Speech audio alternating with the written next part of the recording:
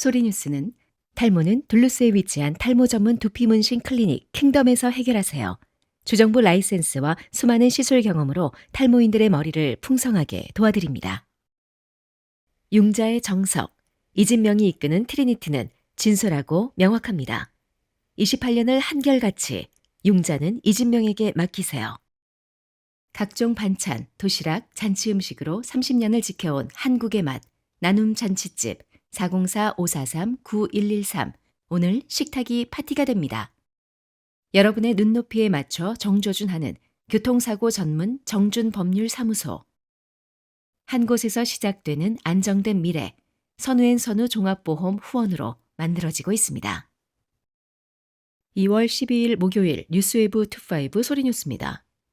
풀턴 카운티의 한 초등학교 앞에서 총격 사건이 발생해 여성 1명이 숨졌습니다. 경찰은 사건 용의자를 체포하고 추가 혐의를 적용하기 위한 절차를 진행 중입니다. 풀턴 카운티 경찰에 따르면 10일 팔메토 초등학교 정문 앞 주차장에서 총격이 발생했으며 피해 여성은 현장에서 사망했습니다. 사건 직후 학교는 즉시 하드 락다운 조치에 들어갔습니다. 경찰은 용의자 크리스토퍼 H를 휴스턴 카운티에서 별도의 혐의로 체포했다고 밝혔습니다. H는 아동학대, 난폭운전, 경찰 도주 등의 혐의로 기소된 상태입니다. 수사당국은 풀턴 카운티에서 적용될 추가 혐의를 확정하고 있으며 신병을 풀턴 카운티로 이송해 형사 책임을 묻기 위한 절차를 밟고 있습니다. 학교 측은 법 집행기관의 초기 조사 결과 이번 사건이 가정 내 분쟁과 관련된 것으로 보인다고 전했습니다. 제클린 보엔스 교장은 학부모들에게 서한을 보내 이번 사건은 지역사회에 큰 충격을 안겼지만 팔메토 초등학교 학생이나 교직원은 이 사건에 연루되지 않았으며 건물 내부에 있던 인원은 위험에 노출되지 않았다고 밝혔습니다. 어제 총격 발생 직후 학교 직원이 즉시 비상경보 버튼을 눌러 교내 구성원들에게 상황을 알렸으며 풀턴 카운티 교육청 측은 학생과 교직원 모두 안전하다고 확인했습니다. 학교는 경찰이 현장을 완전히 통제할 때까지 봉쇄 상태를 유지했으며 학생 550명 전원은 페어번의 베어크릭 중학교로 이동 조치됐습니다. 한편 경찰은 정확한 사건 경위와 범행 동기에 대해 수사를 이어가고 있습니다. 귀네 카운티의 교사들이 연방 이민단속 강화로 인한 학생 불안과 결석 증가 문제를 제기하며 셰리프와 면담을 가졌습니다. 귀네 카운티 교사 노조인 귀네 카운티 교사협회 소속 교사들은 11일 저녁 키보 테일러 셰리프와 만나 전국적인 이민 단속 강화가 지역 학교 현장에 미치는 영향에 대해 우려를 전달했습니다. 귀네 카운티 교사협회 앨리슨 컨티프 회장은 면담에 앞서 최근 학생들의 무단 결석이 과거에 비해 현저히 증가했다며 학생들이 권위 있는 기관과 인물에 대한 신뢰를 잃고 있으며 일부는 학교 출석 자체를 두려워하고 있다고 밝혔습니다. 노조 측은 이민 단속에 대한 공포로 인해 수천 명의 학생이 학교 등록을 중단했을 가능성이 있다고 주장했습니다.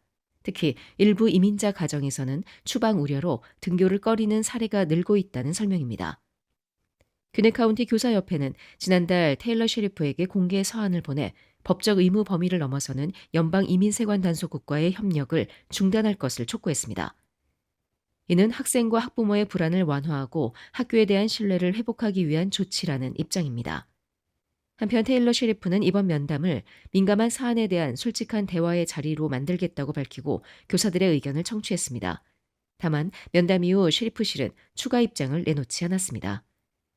교사 노조는 특정 기관이나 인물을 비난하기보다 학생들이 안전하다고 느낄 수 있는 교육 환경을 조성하는 것이 우선이라고 강조했습니다.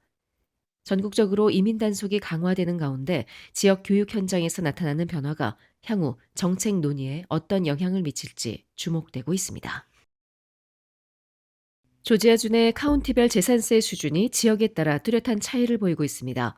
조지아는 전국적으로 보면 중간 수준의 재산세율을 유지하고 있으나 메트로 애틀란타 지역과 남부 농촌 지역 간 체감세 부담은 상당한 격차가 있는 것으로 분석되고 있습니다.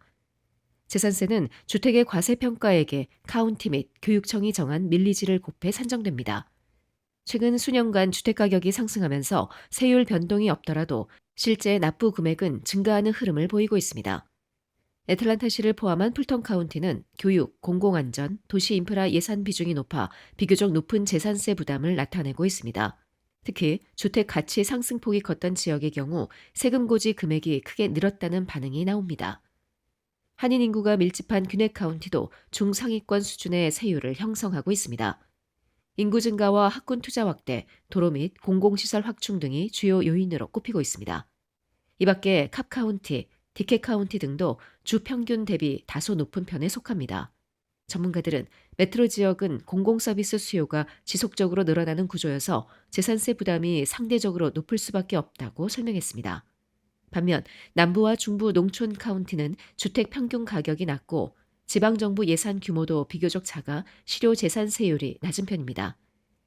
귀넷 카운티 내 둘루스, 스와니, 존스크릭 등 한인 거주 비율이 높은 지역은 카운티 세율뿐 아니라 시정부, 교육청, 특별세 구역 등이 합산돼 최종 세 부담이 결정됩니다.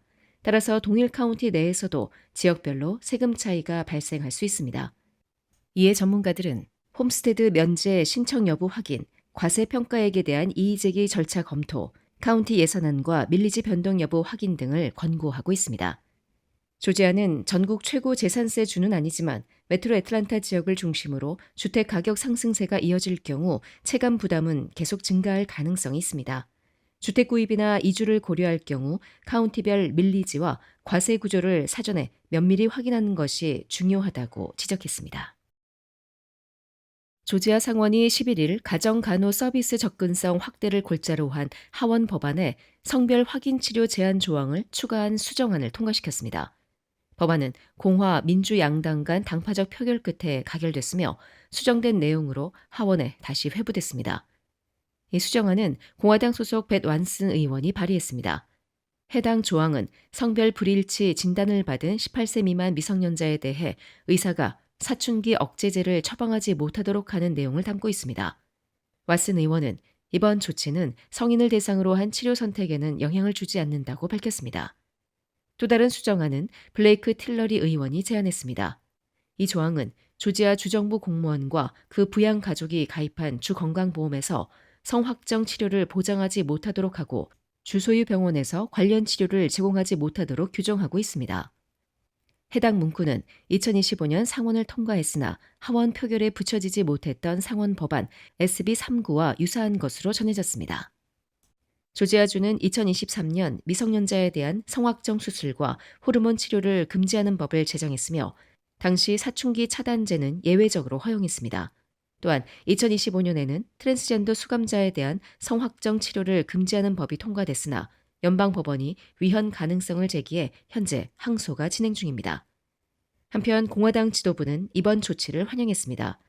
버트 존스 부지사는 법안 통과를 긍정적으로 평가했습니다. 반면 민주당은 강하게 반발하고 있습니다. 민주당 소속 엘레나 파렌트 의원은 생활비와 경제 문제 등 주요 현안을 외면한 채 문화전쟁 이슈로 취약계층을 공격하고 있다고 비판했습니다. 또한 인권단체인 인권 캠페인 조지아 지부도 성명을 통해 트랜스젠더 청소년과 성인을 차별하는 조치라고 우려를 표명했습니다. 한편 미 소아과학회, 소아내분비학회, 미 심리학회 등 주요 의료단체들은 사춘기 차단제와 호르몬 치료가 성별 불쾌감 치료에 있어 안전하고 효과적인 치료 옵션이라는 입장을 밝히고 있습니다. 이 수정된 HB54 법안은 하원에서 수용 여부를 놓고 재논의될 예정입니다. 또한 하원 의장인 번스 측은 해당 수정안에 대해 신중한 입장을 보인 것으로 알려졌습니다. 지난 10일 캐나다 서부 산골학교에서 총기 난사를 벌인 범인은 정신건강 문제를 겪은 적이 있는 18세 트랜스젠더 여성으로 나타났습니다. 캐나다 경찰은 브리티시 컬럼비아주 텀블러 리치 소재 학교에서 벌어진 총기 사건 피의자가 정신건강 문제 이력이 있는 제시 반 루트셀이라고 공개했다고 AP, AFP, 로이터 통신 등이 보도했습니다. 왕립 기마경찰 소속 드웨인 맥도날드 부청장은 해당 가정에 경찰이 출동한 전력이 있으며 그 가운데 일부는 정신건강 문제와 연관된 출동이었다고 말하며 이 범인은 남성에서 여성으로 성전환 수술을 한 트랜스젠더라고 밝혔습니다. 경찰은 이번 사건의 사망자 수를 초기 보고된 10명에서 9명으로 정정했습니다. 학교에서는 교사 1명과 12세에서 13세 학생 5명이 숨졌고 범인의 어머니와 의붓 남동생도 학교 근처에 있는 집에서 사망한 채 발견됐습니다. 범인도 스스로 목숨을 끊었습니다. 또한 부상자는 25명 이상이며 이 중 위독한 2명은 항공으로 이송됐습니다. 맥도날드 부청장은 범인은 집에서 먼저 어머니와 동생을 살해한 뒤 학교로 향했으며 이 과정에서 가족 중 한 명이 이웃의 도움을 요청해 경찰에 신고했다고 전했습니다. 경찰은 2분 만에 현장에 도착했고 당시까지도 총격은 이어지고 있었습니다. 총격범은 학교로 진입하는 경찰관들을 향해서도 총을 발사했습니다. 이 사건과 관련해 맥도날드 부청장은 총격범이 4년 전 이 학교를 중퇴했다면서 이들 희생자 사이에는 관계가 없다며 현재로서는 특정인을 노린 범행이라는 정보는 없다고 말했습니다. 총격은 단독 범행으로 추정되며 아직 동기에 대한 판단은 시기상조라고 말했습니다. 경찰은 사건 현장에서 장총과 개조된 권총 각 한 정을 회수했습니다. 마크 카니 캐나다 총리는 이날 회의에서 온 나라가 여러분과 함께 슬퍼하고 있다고 밝힌 뒤 캐나다는 여러분 곁에 서 있을 것이라며 희생자 가족들을 위로했습니다. 이 사건이 일어난 텀블러 리츠는 엘버타주와의 경계 근처에 있는 마을로 밴쿠버에서 북동쪽으로 1000km 이상 떨어진 인구 2,700명의 소도시입니다. 주정부 웹사이트에 따르면 텀블러 리치 중등학교는 7학년에서 12학년 학생 175명이 재학 중입니다. 한편 이번 총기 난사는 지난 2020년 노바스코샤주에서 총격과 방화로 20여 명이 숨진 사건 이후 최악의 총기 난사 사건입니다. 2026 애틀란타 디아스포라 다니엘 기도회 준비위원회 2차 모임이 11일 오전 애틀란타 섬기는 교회에서 열렸습니다. 이날 모임은 준비위원장 최승혁 목사의 기도로 시작됐으며 총괄 디렉터 지성겸 목사의 사회로 팀별 브리핑이 진행됐습니다. 준비위원회는 2026 애틀란타 디아스포라 다니엘 기도회 준비계획안을 중심으로 행사 일정과 장소, 조직 구성 및 역할 분담 등을 구체적으로 점검했습니다. 준비위원회에 따르면 다니엘 기도회는 2026년 3월 21일 토요일 청년 다니엘 기도회를 시작으로 3월 22일 주일부터 28일 토요일까지 어린이 장년 다니엘 기도회, 3월 25일 수요일에는 목회자 세미나 등 애틀란타 지역 한인교회들이 협력해 진행됩니다. 이를 통해 애틀란타 한인교회들의 영적 부흥을 도모하고 교단과 교파를 초월한 연합을 이루는 데 목적이 있다고 밝혔습니다. 이날 모임에는 애틀란타 지역 10개 교회가 준비위원으로 참여해 본격적인 준비에 돌입했습니다. 참여 교회는 애틀란타 연합장로교회, 베델교회, 새생명교회, 실로암교회, 애틀란타 한인교회, 애틀란타 섬기는 교회, 슈가로프 한인교회, 복음동산 장로교회, 잔스크릭 한인교회, 애틀란타 프라미스 교회 등입니다. 준비위원들은 각 팀별 세부 실행 계획을 공유하며 다니엘 기도회가 말씀과 기도에 집중하는 영적 회복의 시간이 되도록 준비해 나가기로 뜻을 모았습니다. 특히 지역과 교단이 균형 있게 협력하는 연합 구조를 강조하며 애틀란타 한인교회 전체가 하나 되는 기도회가 되도록 힘을 모으기로 했습니다. 한편 애틀란타 다니엘 기도회 공식 인스타그램 채널도 새롭게 개설됐습니다. 오는 3월 1일부터 각 교회 청년들이 릴스 등 다양한 콘텐츠를 통해 적극적인 홍보에 나설 예정이어서 차세대 참여 확대와 온라인 확산 효과가 기대되고 있습니다. 준비위원회는 향후 정기 모임을 통해 세부 일정과 현장 운영, 홍보 전략 등을 지속적으로 점검해 나갈 계획입니다. 지금까지 2월 12일 목요일 소리뉴스였습니다. 건강한 하루 보내십시오. 고맙습니다.